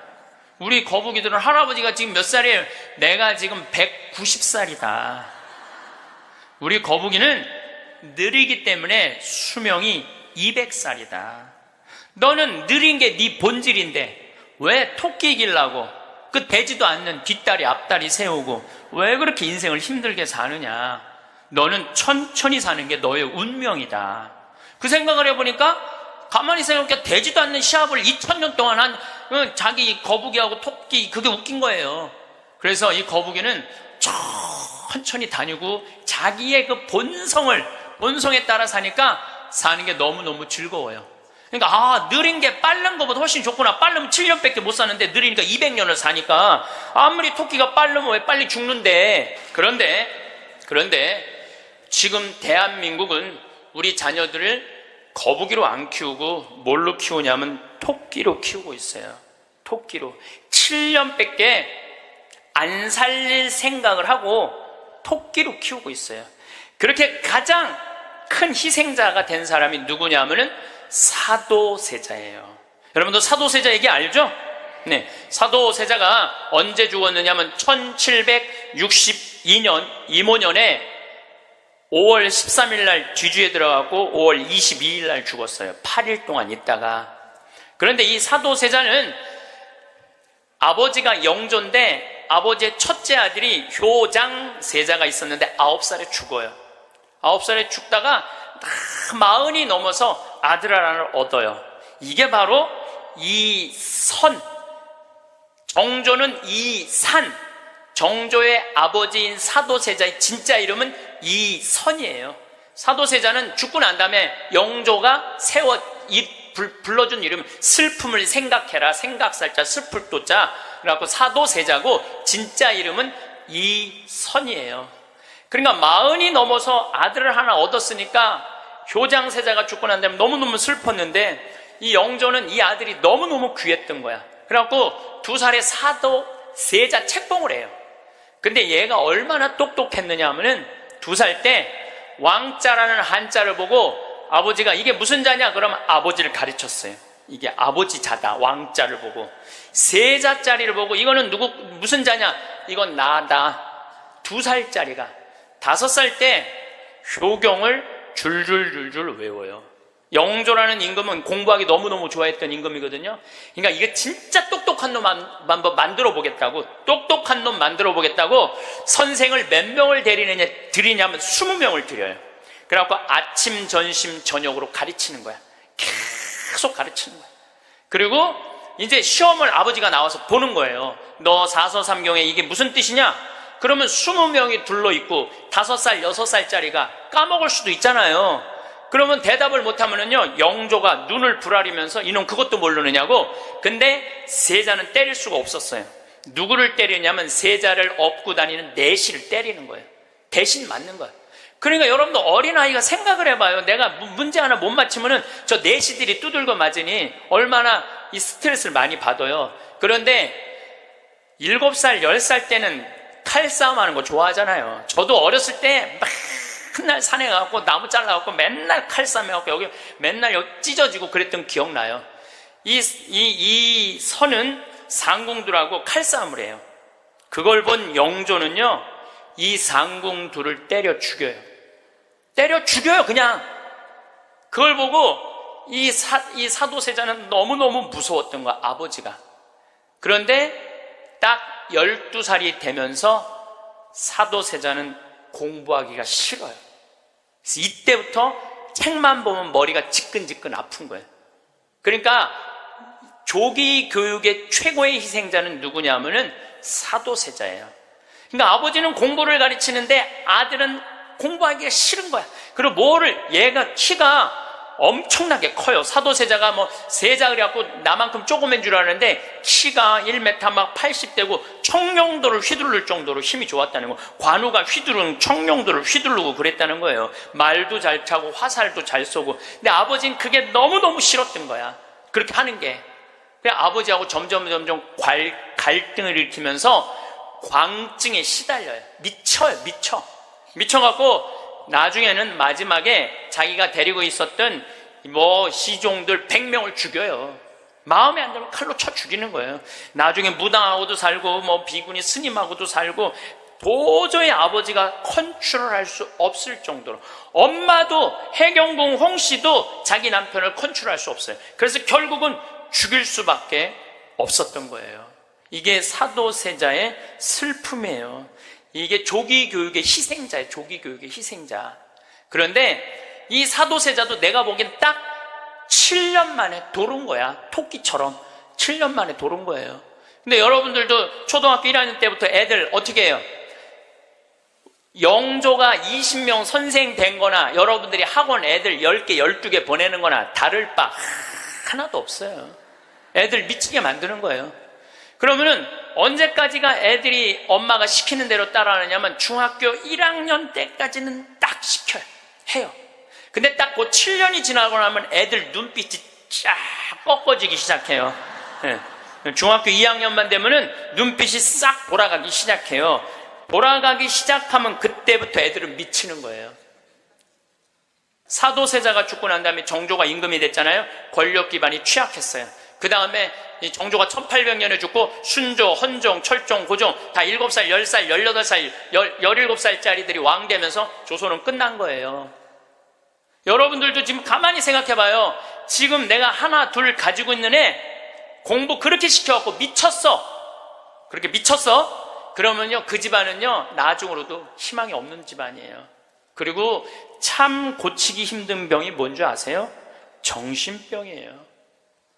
제가 수많은 사람들을 만나면서, 수많은 아이들을 만나면서 가장 고치기 힘든 병이 정신병이에요. 우울증이라든가 조울증이라든가 이렇게 걸린 사람들은 평생 병원에 들락날락하고 평생 약 먹다가 결국은 그렇게 죽는 거예요. 근데 자기 자식을 뒤주에 가둬서 죽이지는 않지만, 여기 있는 분들 중에 뒤주에 가둬서 죽일 사람은 없지만은 그렇게 미치게 만드는 부모들이 참 많다는 거예요. 미치게 만드는 거예요. 그놈의 1등 병 때문에. 여러분들 초등학교 때 막 뛰어노는 애 중에 미치는 애들은 없어요. 초등학교 때 막 엄마 아빠랑 같이 뛰어놀고 들로 산으로 뭐 친구들하고 어울리고 엄마 아빠하고 먹고 마시고 논 아이들 중에 미치는 애들은 없어요. 어떤 애들이 미치냐면 되지도 않는, 머리 돌아가지도 않는 책상에서 학원에서 시달리면서 미치는 애들이 막 하는 거죠. 거북이가 등딱지 합금으로 바꾸듯이 자식 영어 발음 좋게 한다고 혀 이렇게 늘리는 수술하고 초등학생들한테 10개씩 학원 다니게 하는 일이 자식 미치게 만드는 일이에요. 이렇게 얘기해요. 엄마, 나 왜 이렇게 공부해야 돼? 너 1살서부터 30살 때까지 열심히 공부해서 나중에 행복하게 하려고 그래. 나중에 행복한 건 없어요. 행복하려면 언제 행복해야 돼? 지금 행복해야 돼요. 지금 행복하지 않는 애는 나중에도 안 행복해요. 여러분들도 마찬가지입니다. 많은 분들이 나는 이제 아파트도 사놓고 애들 결혼도 시켜놓고 내가 이제 60살서부터 나중에 행복해야지. 그런 분은요, 떨커덕 오늘 아침에도 내가 나오면서 암 걸린 분 안수기도를 해주고 나왔는데 내 손에서 안 나와도 안수를 받고 싶다 그래서 내가 해주고 왔어요. 내 손에서 안 나와도 안수를 받고 싶다 그래서 해주고 나왔는데 자매님 보니까 굉장히 건강한데 무슨 암 말기래요. 대개 우리는요, 나중은 안 기다려요. 그러니까 행복하려면 언제 행복해야 돼? 지금 행복해야 돼. 지금 맛있는 거 사 먹으려면 언제 사 먹어? 지금 사 먹어야 돼. 나중에 사 먹지 말고. 경치 좋은 데 가려면 언제 가야 돼? 지금 가야 돼. 지금. 나중에 가지 말고. 근데 우리는 애들한테 이렇게 얘기한단 말이에요. 너 1살서부터 30살 때까지 고생해야지 나중에 행복하다는 거. 이제는 1살서부터 30살까지 공부 죽어라 해도 행복한 시대는 갔어요. 이제 교수 돼도요, 일자리 치열합니다. 지금 변호사들, 노는 변호사들 수두룩하게 많습니다. 이제는 머리로 사는 애들이 행복한 세상이 오는 게 아니라 몸으로 사는 애들이 행복한 세상이 다가오고 있어요. 나는 어제도 우리 직원이 저녁에 이제 대전에서 강의 끝나고 들어갔는데 고등학교 졸업하고 군대 갔다 와서 대학교 다니다 때려치고 우리 집에 왔어요. 내가 이렇게 물어봤어요. 이리 와봐라, 너. 오늘 이 강의 준비하면서 네가 지금 대학교 4년을 다녔으면은 얼마를 대학에다가 쏟아 넣을 것 같아? 1억 쏟아 넣는데. 1억 쏟아 넣지? 근데 너 이제 대학 안 다니니까 1억은 이제 모아놓은 거 아니야? 그럼 그 1억 너한테 안 쏟아 놓으면 엄마는 그 돈 갖고 뭐 할 것 같아? 엄마는 노후대책연금 붓겠죠? 그래, 엄마는 노후대책연금 붓고 넌 1억 저축하고 벌써 니네 집은 2억 벌은 집이다. 대학을 안 다니면 안 다닐수록 돈을 버는 거다. 근데 너 지금 내가 이번에도 월급을 한 1년 안 됐는데 30, 40만 원 올려줬어요. 우리는 5년만 근무하면 무조건 300만 원씩 받을도록 내가 해주는 거예요. 그럼 너 지금 5년, 4년 근무하면 너 1억 모은다. 기숙사에서 먹고 자고 쓸 일도 없고, 거기는 해만 떨어지면 돈 쓸 데도 없어요. 너 그러면은 4년 동안 딴짓 안 하고 착실히 돈 벌으면 너 1억 버는 거야. 그럼 넌 30 전에 2억짜리 아파트 살 수 있는 거야. 남 우리나라 지금 대학 나온 45만 명 졸업하는데 제대로 된 직장에 취직하는 숫자가 몇 명이에요? 5만 명밖에 안 돼요. 40만 명은 2년, 3년 빈둥빈둥거리고, 심지어는 엄마 아버지가 애들 때문에 경비에 나가갖고 그거 해갖고 애들 생활비 대주고 뒷돈 대주고 그러고 있는 거예요. 그러니까 지금 여러분들 지금 대한민국에서 없애버려야 되는 건 내가 보기엔 대학이야. 대학만 없어지면 전부 일의 소중한 가치를 배우고 다 행복하게 살 수 있어. 아니, 대학 졸업하고 딱딱딱 취직하면은 내가 왜 대학을 귀하게 여기지 않아요? 대학 졸업하는 애 거의 반 이상은 빈둥빈둥 놀고 있는데. 그러니까 우리나라 할머니 60, 70 된 분은 쓸 머리 나쁜 몸으로 살 놈한테 돈 쏟아 넣느냐고. 세계 빈곤율, 노인 빈곤율이 우리나라가 1위예요. 1위. 돈이 없어요, 다른 나라 사람들은 나이를 먹으면 얼마나 럭셔리하게 사는데요. 놀지도 못하고 죽어라 30살까지 나중에 행복하려고 공부했는데 취직 안 되면 그 허탈감, 좌절, 이거는요, 어른들은 상상할 수 없을 만큼 힘든 거예요. 상상할 수 없을 만큼. 또 아버지들은 요즘은 많이 줄어들었지만 한동안은 기러기 아버지가 40만 명까지 있었어요. 40만 명 기러기 아버지가. 이 기러기 아버지들은요, 자식들을 한 달에 부인 것까지 하려면 700에서 1000만 원을 보내줘야 돼. 그러면은 보통 10년 정도 가 있으면요, 이 기러기 아버지는 10년 동안 인생이 하나도 없는 거예요. 자식도 없고 아내도 없고 돈도 없는데 뭐 돈만 버는 기계로 사는 거야. 그러니까 자기 인생을 못 사는 거. 30살서부터 60살들은 자기 인생이 없는 거예요. 근데 문제는 60살 때 30살 된 자식이 이렇게 말합니다. 엄마, 이제 엄마 인생 살아. 자기를 위해서 살아봤던 적이 없는데 내 인생을 살으라는 거야. 살 줄을 모르는데. 30살서부터 60살은 뭐 해야 되는 나이냐면요, 자아실현 해야 되는 나이야. 자아실현이라는 게 뭐예요? 자기의 능력을 쓰는. 오늘 물이 없는데 여기 물을 하나 갖다 놓으면 내가 이 물을 안 먹었으면은 이 물은 자아실현 하는 물이에요? 자아실현 안 하는 물이에요? 자아실현 안 하는 물이에요. 내가 먹어줘야지 자아실현이 되는 물이에요. 여러분들이 샴푸를 하나 샀어. 그럼 샴푸를 사면은 그 샴푸를 한 방울까지 다 쓰면은 여러분들 기분 좋아요, 안 좋아요? 그 샴푸는 나한테 와서 자기 능력을 다 썼어요, 안 썼어요? 그럼 자아실현 한 거야, 안 하는 거예요? 자아실현 한 거죠. 내가 요즘 목욕 가방에 샴푸 하나 다니는데 요만큼 남았어. 그 짜서 쓸 때마다 기분이 너무 좋아요. 너 이제 자아실현 다 돼가는구나. 이제 자기 능력 다 썼으니까. 우리 사제관에 개가 한 마리 있어요. 문수라는 개가 있는데 얘가요, 딱 사제관에 도착하면은요, 총알같이 튀어나와요, 자기 집에서. 그리고 요만한 개가 내 가슴까지 뛰어 올라와요. 그리고 놀라운 거는요, 얘가 사제관에 신부들이 오면 안 물고 안 짖어요. 근데 여자들만 오면은 잡아 먹을 듯이 짖어요, 진짜로. 그리고 막 엉덩이고 허벅지고 다 깨물어요. 얘 자아실현 하는 게예요, 자아실현 안 하는 게예요? 자아실현 하는 게예요. 근데 우리나라 30살서부터 60살 된 많은 분들은 자기 능력을 안 써요. 자기 능력을 안 쓰고 자식만을 위해서 살아요. 근데 60살서부터 엄마 인생을 살려고 그러면은 자기 능력이 뭔지를 모르는데, 그러니까 사는 게 재미가 하나도 없는 거야. 사는 게 인생은요, 재미있어야 돼. 의미가 있어야 돼. 이 두 가지가 같이 가야 돼. 재미와 의미가 같이 가야 돼. 그런데 내가 기타를 잘 쳤다면 기타 치러 온 세상 돌아다니고, 꽃꽂이 했다면 온 성당에 꽃꽂이 하러 다니고, 뭐 춤췄다면 춤추러 다니고 이럴 텐데, 나를 위해서 한 게 하나도 없는 거야. 그러니까 사는 게 재미가 없는 거야. 60살서부터 100살까지 어떻게 살아? 그러니까 우리는 1살서부터 30살도 안 행복하고 30살서부터 60살도 안 행복한 거예요. 나이 60이 넘으니 문상 가는 일이 부쩍 많아졌습니다. 조문관 자리에서 동년배의 지인들과 술 한잔 기울이다 보면 내가 벌써 중년을 넘어 노년이 다가온다는 사실을 다시금 깨닫게 됩니다. 이순이란 나이는 귀가 순해져 사사로운 감정에 얽매이지 않고 모든 말을 객관적으로 듣고 이해할 수 있는 시기라고도 하는데, 이순을 다하고 돌아가신 성공한 사람들을 보면 크게 두 부류로 나뉘는 걸 알 수 있습니다.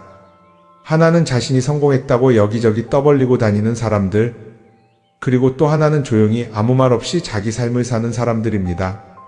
우리는 흔히 성공을 하면 자연스럽게 자랑하고 싶어질 거라고 생각하죠. 좋은 차를 사고 비싼 시계를 차고 SNS에 멋진 사진을 올리고 싶을 겁니다. 왜냐하면 그렇게 하면 남들이 나를 더 인정해 줄 거라고 믿으니까요. 하지만 현실은 그렇지 않습니다. 오히려 진짜 성공한 사람들은 그렇게 행동하지 않습니다. 왜냐하면 보여줄 필요가 없기 때문입니다. 돈이 많다고 높은 자리에 있다고 유명하다고 해서 굳이 그걸 드러낼 필요는 없습니다. 그걸 아는 사람들은 이미 알고 있고 모르는 사람들은 알 필요가 없죠. 그런데도 굳이나 성공했다고 떠드는 사람들이 있습니다. 그런 사람들은 왜 그럴까요? 간단합니다. 그 사람들은 사실 그렇게까지 성공한 게 아니기 때문입니다. 우리는 종종 SNS에서 성공한 사람들을 봅니다. 해외여행을 가고 고급 레스토랑에서 밥을 먹고 멋진 차를 타고 다니는 모습? 그런데 가만히 보면 그런 걸 보여주는 사람들은 언제나 뭔가를 팔고 있습니다. 강의를 팔든 자기 브랜드를 홍보하든 아니면 단순히 자기 자존감을 유지하려고 하든 간에 결국 목적이 있는 거죠. 진짜 부자들은 그렇게 하지 않습니다. 오히려 조용히 아무도 모르게 자기 일을 합니다. 왜냐하면 자랑해서 얻을 게 없기 때문입니다. 오히려 괜히 잘난 척했다가 사람들에게 이용당하거나 시기와 질투를 받거나 쓸데없는 오해를 사는 게 더 피곤합니다. 이건 단순한 돈 이야기가 아닙니다. 사회적인 성공을 이룬 사람들도 마찬가지입니다. 진짜 실력 있는 사람들은 자기 실력을 굳이 떠벌리지 않습니다. 왜냐하면 그럴 필요가 없으니까요. 자기 분야에서 최고라면 사람들이 먼저 알아서 찾아옵니다. 반대로 실력이 부족한 사람일수록 자기를 포장하려고 애씁니다. 우리가 흔히 듣는 말이 있죠. 빈수레가 요란하다. 이 말이 괜히 있는 게 아닙니다. 정말 내실이 있는 사람들은 굳이 시끄럽게 굴지 않습니다. 반대로 겉만 번지르르한 사람들은 자기가 얼마나 대단한지 떠들고 다닙니다. 이걸 좀 더 현실적인 예로 들어볼까요? 동창회에 나가면 꼭 이런 사람이 있습니다. 옛날에는 별거 아니었는데 갑자기 잘 됐다고 나타나서 자기가 얼마나 성공했는지 자랑하는 사람. 처음에는 다들 와 대단하다 하고 들어주지만 시간이 지나면 어떨까요? 대부분 속으로 이렇게 생각할 겁니다. 저 사람 뭐 저렇게까지 티를 내? 결국 그런 사람은 점점 멀어지게 됩니다. 반면에 정말 성공한 사람들은 조용합니다. 굳이 자기가 어떻게 살고 있는지 설명하지 않죠. 그런 사람들은 오히려 주변에서 먼저 알아보고 자연스럽게 존경을 받습니다. 그게 진짜 성공입니다. 그럼 우리는 어떻게 해야 할까요? 내가 뭔가를 이루었을 때 굳이 남들에게 알릴 필요가 있을까요? 물론 가까운 사람들에게 좋은 소식을 전하는 건 좋습니다. 하지만 굳이 모든 사람들에게 나 이렇게 잘 살고 있어요 하고 알릴 필요는 없습니다. 그런 행동은 결국 나에게 득이 되지 않습니다. 성공이라는 건 원래 조용한 겁니다. 내가 잘 되고 있으면 주변 사람들이 자연스럽게 알게 됩니다. 굳이 내가 말하지 않아도 내 행동과 태도에서 묻어나오게 되어 있습니다. 그러니 굳이 보여주려고 애쓰지 마세요. 오히려 그게 더 진짜 성공한 사람의 태도입니다. 사람은 사회적 동물이라고 하잖아요. 혼자 살아갈 수 없고 결국 사람과의 관계 속에서 기쁨도 얻고 때로는 상처도 받습니다. 그런데 한 가지 생각해 볼 게 있어요. 우리가 정말 인간관계가 필요해서 맺고 있는 걸까요? 아니면 그냥 그래야 한다고 배워서 어쩔 수 없이 유지하고 있는 걸까요? 어릴 땐 친구 많으면 좋다고 하죠. 사회생활에서도 인맥이 중요하다는 말을 많이 합니다. 그런데 정작 주변을 보면요, 인간관계가 넓은 사람일수록 스트레스를 더 많이 받아요. 전화벨이 울릴 때마다 이번엔 또 무슨 부탁일까 싶고, 단체 채팅방에서 메시지가 올 때마다 이걸 또 어떻게 대답해야 하나 고민하죠. 관계가 많아질수록 책임과 피로도 함께 늘어나는 겁니다. 어떤 사람들은 인간관계를 줄이면 외롭지 않겠냐고 해요. 그런데 가만히 생각해보면 진짜 외로움을 느끼는 순간이 언제인지 아세요? 오히려 불필요한 인간관계 속에 있을 때입니다. 같이 밥을 먹고 얘기를 나누는데도 뭔가 허전하고 대화가 컥 돌고 속마음을 나누지도 못할 때, 그럴 때 우리가 더 외롭다고 느끼죠. 그렇다고 당장 인간관계를 다 끊어버릴 순 없겠죠. 하지만 적어도 내가 정말 소중하게 여겨야 할 관계와 그냥 관성적으로 유지하는 관계는 구분할 필요가 있습니다. 예를 들어 매번 나한테 부탁만 하고 정작 내가 어려울 땐 연락 한 번 없는 사람. 내가 실수하면 뒷담화를 하면서 내 앞에서는 웃는 사람. 이런 관계를 굳이 계속 이어갈 이유가 있을까요? 가끔은 이런 경험도 있을 거예요. 우연히 어떤 사람과 친해졌는데 만난 지 얼마 되지도 않았는데 너무 많은 걸 털어놓는 사람들 있죠.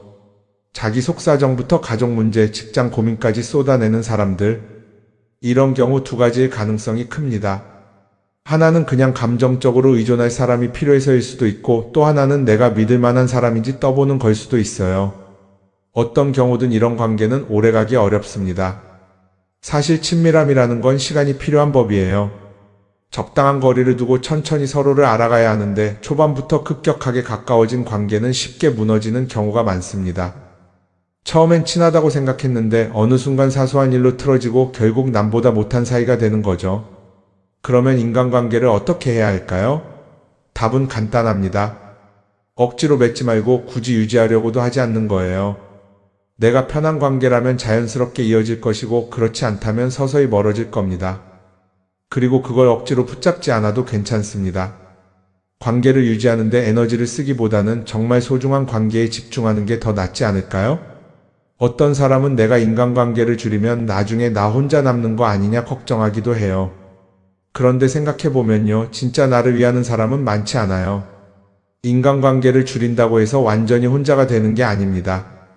오히려 불필요한 관계를 정리하고 나면 남아있는 관계들이 더 단단해지고 가치 있게 느껴질 겁니다. 예전엔 인맥이 자산이라는 말을 많이 했어요. 그런데 요즘은 꼭 그렇지도 않죠. 오히려 불필요한 인간관계가 많으면 그게 짐이 될 수도 있어요. 적당한 거리, 적당한 선. 이걸 잘 지키는 게 결국엔 가장 편한 인간관계를 유지하는 방법 아닐까요? 한번 곰곰이 생각해 보세요. 지금 내 주변에 있는 사람들 중에서 내가 정말 편하게 만날 수 있는 사람이 몇 명이나 되는지, 내가 억지로 맞춰주고 있는 관계는 없는지. 관계를 줄이면요, 외로워지는 게 아니라 오히려 더 자유로워집니다. 그리고 자유로워진 만큼 내 인생에서 정말 중요한 것에 집중할 수 있게 됩니다. 인간관계 너무 많은 걸 신경 쓰다 보면 정작 중요한 걸 놓칠 수 있어요. 그러니까 이제는 한 번쯤 정리해보는 것도 나쁘지 않을 겁니다. 사람들이 돈을 많이 벌고 싶어 하는 이유가 뭘까요? 단순히 돈이 많으면 좋으니까? 물론 그것도 있겠지만 사실 돈을 원하는 진짜 이유는 더 나은 삶을 살기 위해서겠죠.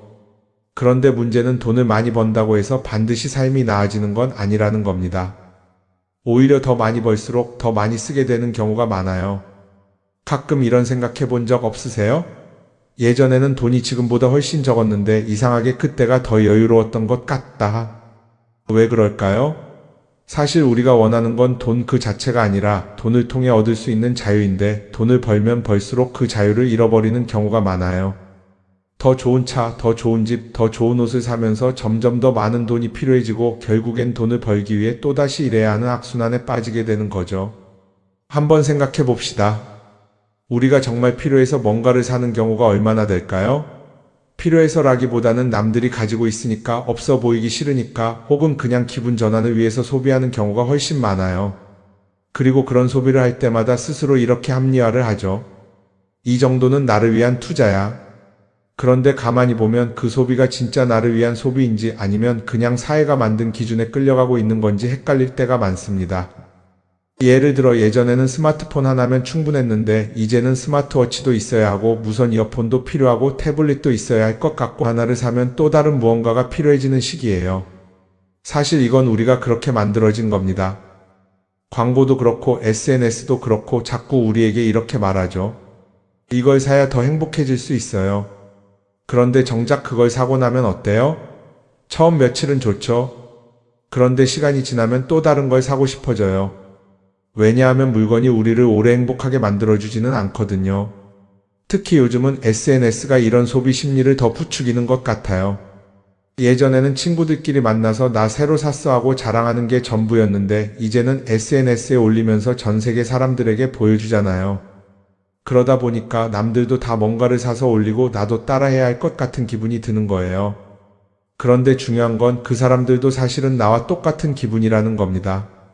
내가 남을 부러워하는 만큼 나도 누군가에게 부러움을 사려고 애쓰고 있는 거죠. 결국 끝없는 비교와 소비 속에서 진짜 중요한 걸 놓치게 되는 겁니다.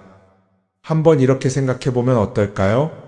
만약 내가 지금부터 딱 1년 동안 불필요한 소비를 하지 않는다면 내 삶이 어떻게 변할까? 아마 처음에는 답답할 수도 있어요. 사고 싶었던 걸 참아야 하니까. 그런데 그걸 몇 번 참고 나면 어느 순간 깨닫게 될 겁니다. 내가 굳이 이걸 안 사도 괜찮네? 그렇게 불필요한 소비가 줄어들면 자연스럽게 돈이 쌓이겠죠. 그런데 돈이 쌓이는 것보다 더 중요한 게 있어요. 바로 마음의 여유가 생긴다는 겁니다. 돈을 쓰지 않는다고 해서 불행해지는 게 아니라 오히려 소비로부터 자유로워지면서 진짜 행복을 찾을 수 있어요. 물론 이걸 실천하는 게 쉽지는 않겠죠. 우리 주변에는 소비를 부추기는 것들이 너무 많으니까요. 하지만 적어도 이런 건 해볼 수 있습니다. 뭔가를 사고 싶을 때 한 번만 스스로에게 물어보는 거예요.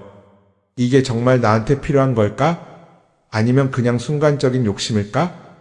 만약 그 질문을 던졌을 때 5초 안에 당연히 필요하지 라는 답이 나오지 않는다면 사실 그건 없어도 되는 물건일 가능성이 큽니다. 정말 필요한 건 고민할 필요도 없이 바로 떠오르거든요.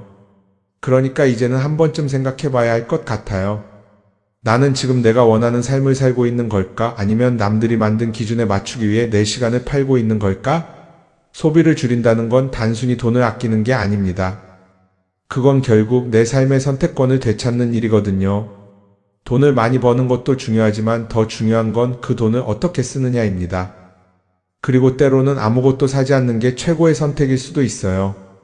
우리는 요즘 SNS 없이 사는 게 거의 불가능한 시대에 살고 있죠. 아침에 눈 뜨자마자 휴대폰을 확인하고 출근길에도 SNS를 보고 잠들기 전까지도 계속 들여다봅니다. 그러면서 남들이 어떻게 사는지 보고 나도 모르게 비교하게 되고 때로는 초조해지기도 하죠. SNS에 올라오는 사진들 한번 보세요. 맛집에서 멋진 음식을 먹고 해외여행을 다니고 좋은 옷을 입고 성공한 삶을 사는 사람들. 그런데 가만히 보면 이 사람들이 정말 행복해서 저런 사진을 올리는 걸까요? 아니면 그냥 행복해 보이고 싶은 걸까요? 실제로 SNS에 가장 많이 올라오는 사진이 뭔지 아세요? 남들이 부러워할 만한 순간들입니다. 집에서 편하게 쉬고 있는 모습이나 출근길에 지친 얼굴, 어제 먹다 남은 배달 음식 사진 같은 건 잘 안 올리죠. 대신 멋진 레스토랑, 명품 가방, 고급 호텔 같은 것들이 올라옵니다. 왜 그럴까요? 결국 SNS는 보여주기 위한 공간이기 때문입니다. 여기서 중요한 게 있어요. 우리가 SNS에서 보는 건 그 사람의 삶 전체가 아니라 편집된 일부 장면이라는 겁니다. SNS는 마치 한 편의 다큐멘터리나 영화처럼 잘 꾸며진 장면들만 보여줍니다. 그런데도 우리는 그걸 보면서 아, 저 사람은 나보다 더 행복하구나 하고 착각하죠. 예를 들어 SNS에서 한 친구가 해외여행을 가서 아름다운 풍경을 찍어 올렸다고 해볼게요. 우리는 그걸 보면서 부럽다, 나도 저렇게 살고 싶다라고 생각하겠죠. 그런데 정작 그 친구는 사진을 찍고 나서도 일 때문에 스트레스를 받고 있을 수도 있고 여행 비용을 감당하느라 카드가 걱정을 하고 있을 수도 있습니다. 그 부분은 우리는 알 수가 없죠. 그런데 문제는 이렇게 남들과 비교하는 습관이 쌓이면 결국 내 삶이 초라하게 느껴진다는 겁니다. 원래는 그냥 조용히 살아도 괜찮았는데 SNS를 보고 나면 나만 뒤처지는 것 같고 뭔가를 더 해야 할 것 같고 괜히 불안해지죠. SNS는 기본적으로 사람들의 비교 심리를 자극합니다. 남들이 가진 걸 나도 갖고 싶게 만들고 남들이 하는 걸 나도 해야 할 것 같은 기분이 들게 만들죠. 그러다 보니 필요하지도 않은 걸 사게 되고 무리해서라도 화려한 곳에 가게 되고 남들에게 보여주기 위해 사는 삶을 살게 됩니다. 그럼 어떻게 해야 할까요? 사실 정답은 간단합니다. SNS에서 보이는 것들을 곧이곧대로 믿지 않는 것입니다. 그리고 더 중요한 건 남과 비교하는 걸 멈추는 것이에요. 어떤 사람이 비싼 차를 타고 다닌다고 해서 그 사람이 꼭 행복한 건 아닙니다. 좋은 차를 타고 다니지만 밤마다 사업 걱정에 잠 못 이루는 사람도 많아요. 반대로 대중교통을 이용하지만 마음 편하게 사는 사람도 있죠. 결국 행복은 보이는 것이 아니라 느끼는 것입니다. SNS를 덜 보면 덜 불행해진다는 연구 결과도 있어요. 하루 종일 남의 삶을 보면서 비교하는 시간을 줄이면 내 삶에 집중할 수 있는 시간이 많아지는 겁니다. SNS를 완전히 끊을 필요는 없지만 최소한 그 안에 있는 것들이 전부 진짜라고 생각하지 않는 태도는 필요합니다. 우리는 누구나 자신만의 속도로 살아가고 있어요. 남들은 남들대로 사는 거고 나는 나대로 살면 됩니다. SNS에서 남들의 화려한 모습을 볼 때마다 한 번쯤 이렇게 생각해 보세요.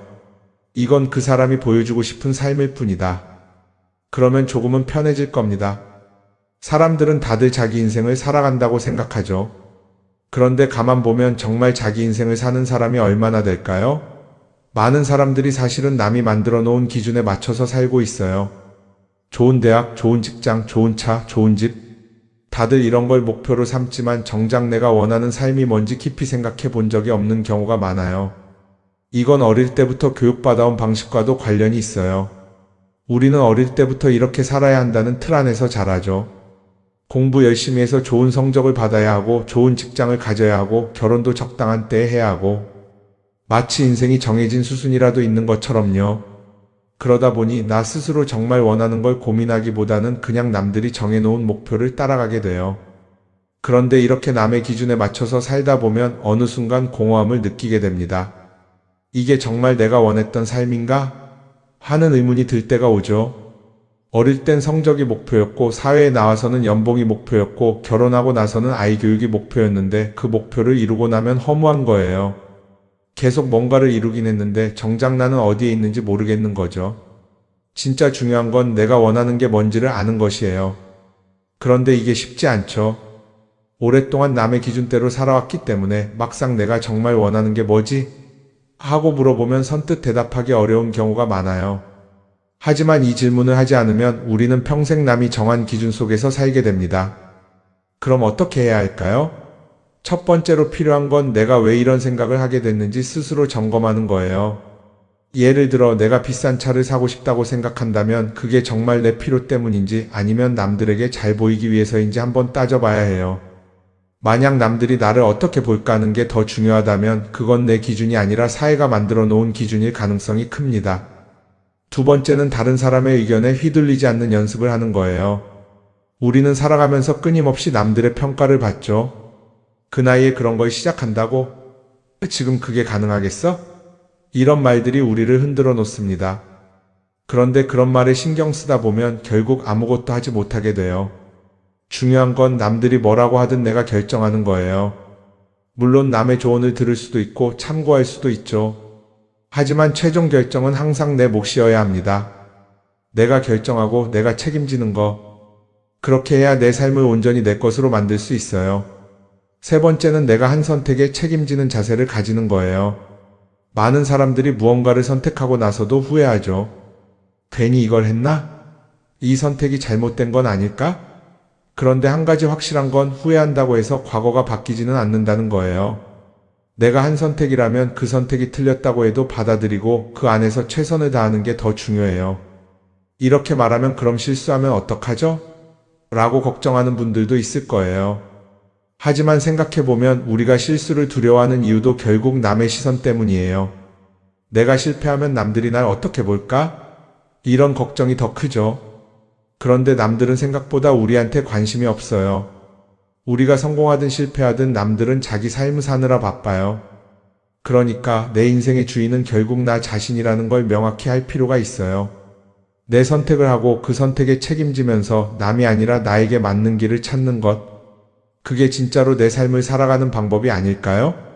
어쩌면 우리는 너무 오랫동안 이렇게 살아야 한다는 틀 속에 갇혀 있었는지도 모릅니다. 하지만 이제는 한 번쯤 생각해 봐야 합니다. 나는 진짜 내 삶을 살고 있는가? 그리고 만약 아니라면 지금부터라도 조금씩 바꿔보면 어떨까요?